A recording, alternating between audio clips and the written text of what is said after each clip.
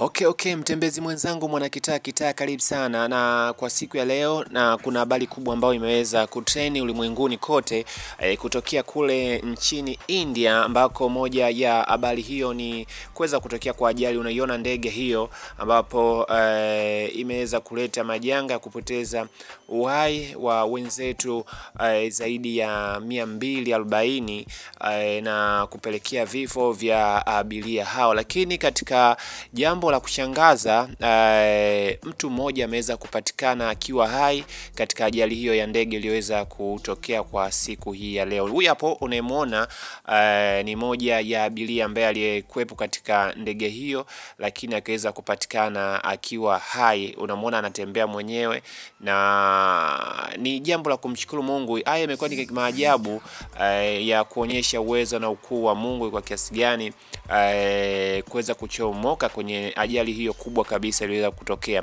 Kufuatia ajali ya ndege ya Air India iliyokuwa ikielekea London leo Juni 12, 2025, mtu mmoja kati ya watu 242 amepatikana akiwa hai kwenye mabaki ya ndege hiyo iliyoanguka muda mfupi baada ya kupaa huko Hanban. Mtu huyo amepatikana akiwa hai kwenye mabaki ya ndege hiyo ambayo iliweza kuanguka muda mfupi baada ya kupaa.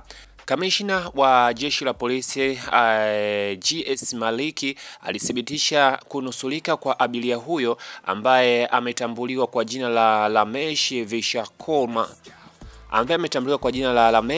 Vishwas Kumar Buchavada mwenye umri wa miaka 38. Mtazamaji, hili limekuwa ni moja ya tukio ambalo kubwa la kustajabisha na la kushangaza baada ya kuweza kupatikana kwa abiria huyo ambaye amepatikana akiwa hai na akiwa na uwezo wa kutembea mwenyewe kabisa. Kama unavyoona, ajali ilikuwa ni kubwa, ni baada ya ndege kuweza kuruka katika uwanja wa ndege, na iliweza kuonekana badala ya kuzidi kwenda juu ilianza kwenda chini. Kama unavyoona hapo, inazidi kwenda chini, na baadaye uliweza kutokea mlipuko mkubwa sana kama unavyoshuhudia katika picha hiyo ya satellite.